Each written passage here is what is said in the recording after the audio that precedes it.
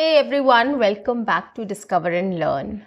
I am your communications coach and a soft skill trainer by profession, and I'm here to help you out with all your communications problems and to help you speak English fluently and confidently. Today I'm going to take up another 5 minutes English speaking session with me, wherein I'm going to take up any topic, any question, any conversation, anything which is very commonly used, and I'm going to speak on it.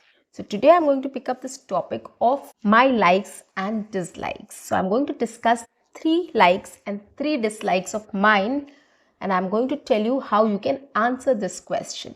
This is a very common question which comes up in our conversation. People generally ask you what are your likes and dislikes, right? So how to answer this question in a proper structured way so that you can sound confident and fluent in English.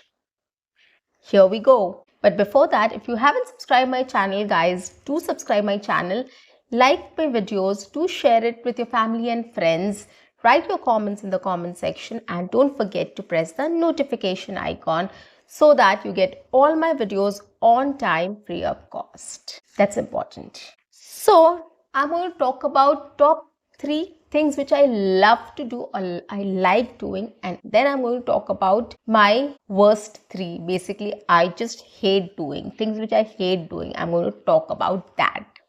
Okay, so let's start with my likes.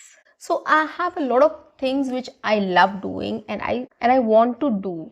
I want to explore different fields, different areas, and I want to experience different things.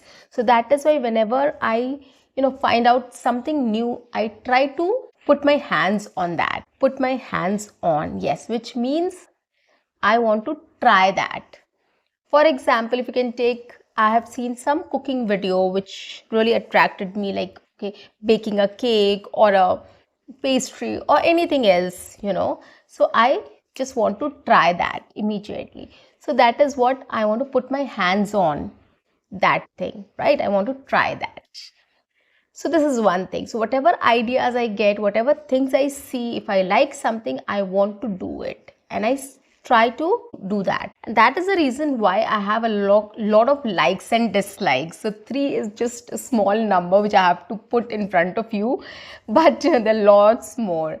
But yes, of course, the top 3 things which I like, I'm going to tell you is, the first one is I love shopping.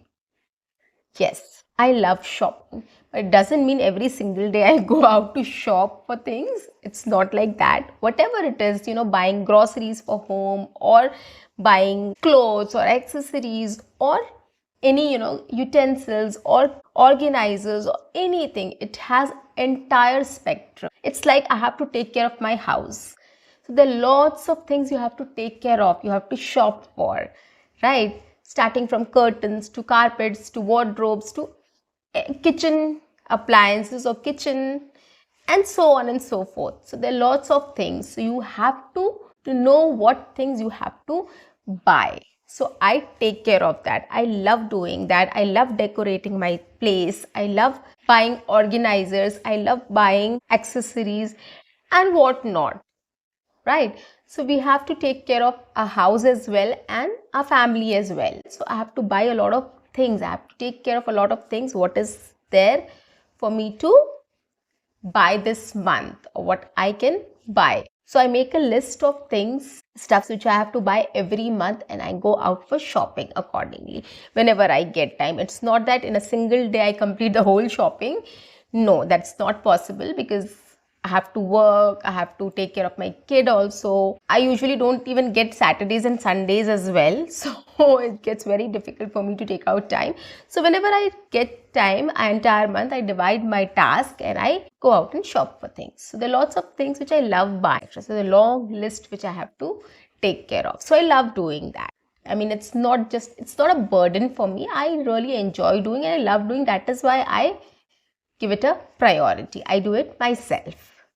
So that is one thing. Second is I love spending time at home peacefully. Yes. So what does that mean? I want to watch TV, whatever I like. I want to take some good nap. I want to have a good lunch or dinner which I have cooked. I want to have tea in my balcony. So this is me time. I want to have a peaceful time at home, which is very rare, which is very, very rare. But still, I love doing that. I love taking out time for myself at my house, to staying back at home, relaxing, watching TV, having tea in my balcony, cooking lunch for myself, having a good lunch, simple good lunch, and relaxing, taking a nap. That's all I want. So this is something which I really want to do. I love doing this. Okay. Third thing is I love reading books. Yes. I basically, right now I am into a lot of autobiographies. I love reading books which people have written about themselves. And I want to know how they have grown up, how they have, reached to a certain level. I want to know about their struggles. I want to know how they have reached at the top, or whatever they are doing, how they have started, what struggles they have faced, and how they have reached to the top. So I just want to know that. So I'm very interested in knowing about a lot of people. So I read a lot of autobiography, or I listen to a lot of audio books regarding the same. So that is right now, that is what I am really interested in doing, and this is one of my favorite things to do. So these are the top 3 which are my favorites, or which I like doing or I love doing at present. Coming to the dislikes, I have a long list of dislikes, because as I told you guys, I have tried and tested every single thing. Whatever I see, I find it interesting, and I think about trying it. I have tried gardening also, and I have failed because I don't have time. That's what the problem is. To plant something, flowers or whatever, herbs or anything you plant, you have to take care of it, right? You have to keep watering, you have to clean it, and a lot of things are there, right? You have to take care of it. But at times I don't get time to take care of the plants, so I really failed at gardening. But yes, I have not given up. So this is not my dislike. Of course, the first dislike which I have is, or I don't like doing, is cleaning the house. Cleaning the house in the sense, when my kid starts playing and spreading toys across everywhere, I just hate wrapping it up. I ask her to help, but she also hates doing this. So I really don't want to do this, but of course, I don't have a choice. I'm a mother, so I have to do it. So I have to collect all her toys together and dump it in the box. So that is one thing which I hate doing. The second thing which I really, really, really hate doing since my childhood is getting up early. That is really an impossible task for me. But during my school days, I have done that. During my college days, I have done that. Of course, my professional life also, I have to wake up early, and now I have a kid. I have to wake up early to get her ready, drop her to school, and then start my work. So I hate getting up early, but still I have to get up early, and I do it every single day. I have to get up early every single day since childhood, but still I hate this. I overcome it every morning before waking up. I overcome this and I wake up, but still that is something which I don't like doing. So this is one of my dislikes. Third dislike is I hate people who are annoying. I really can't stand them, guys. Trust me, if there is somebody who is very annoying, I really can't talk to that person. I try speaking to the person, as you know, I love interacting with people and I can stand anybody.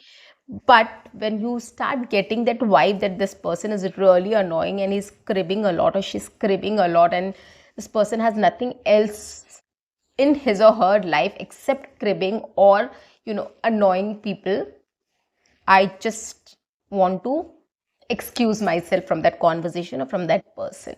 So I really hate people who are very annoying, right? And of course, we all know it's always better to be around positive people. If you will be around positive people, it will give you positive energy. You will also get energy from that. So, it's always better to stay in the company of positive people. Negativity always attracts us, right? If we work in a company, if you go to a workplace, and if there is a lot of negativity, we really start getting negative about the situation. We start losing our interest in that thing. I understand everywhere there is negativity. Whatever you do, you will feel negative about something or the other. That is human nature, which we can't do anything about. But we can control that, we can limit that, right? Negativity doesn't pay you, it will take away things from you, maybe your job, right? So that is why your peace of mind, your skills, you never know. If you start getting negative about everything, you will not have any skills, you will not think about anything to do better, right? So that is why stay away from negativity and negative people. We all get negative at times, that's fine, but we have to limit ourselves. We have to start thinking positive about what we can do in that situation, right? For example, if you know I if we take an example, like, suppose I am working on a project and my project is very complicated, okay, and my manager is also very strict and he just doesn't care about anything. He don't solve your problem, he just asks you to deliver, right? So you have nobody to help you out with, and you are in a situation where you have all the pressure, you have to take all the pressure to get the work done without any help, or you have to just think out something on your own, figure it out, and you have to do it. Okay, so at that time probably I might feel very negative about it, like, there's no help, how will I do it? My manager should have helped me, or whom should I talk to? I don't know what to do. So if I start thinking that, I'll get stuck. Instead of that, what I can do is I can start thinking how I can come out of this. What should I do, or what can I do to get over it? I know my manager will not help me, right? I know nobody is there who can help me in this. But there are other sources also. You can go to the internet to get help. You can go to other teams, other people. You never know if somebody can help you, right? Somebody might have worked on similar project and they can give you an idea. So keep exploring, start talking, keep your eyes and ears open, okay, and start using your brain. Always keep your mind at peace, at ease, so that you get new ideas, you get new thoughts, right? To get unstuck. It's the same case with English also. If you think you are getting stuck with your English, you should think of the ways how you can unstuck your English. How will you unstuck your English? You have to practice well. If you start practicing well, your English will start getting better and better. How will you practice? You have to practice the right way. What is the right way? The right way is taking up questions, taking up simple conversations, taking up simple topics which we come across every day in our conversations. If you talk to people in your mother tongue, start focusing on what kind of questions and what kind of conversation we are having. Pick up some questions from there, pick up some conversations from there, pick up some topics and ideas from there, and start speaking on your own in English. Right? This is how you can start practicing the right way. Don't come up with topic environment and sound pollution, noise pollution, or economics. Don't get into all these topics. It doesn't matter, right? Those are for your general knowledge. But take up general common topics which we use, or which we talk about, or which we answer every single day, right? Which we talk about every single day. Take it from your mother tongue. When you talk to people, pick up some topics, conversations, or questions which you have come across while having a conversation in your mother tongue, and take a note of it and start speaking in English about it. Right? You can even practice the whole conversation in English which you had in your mother tongue. Right?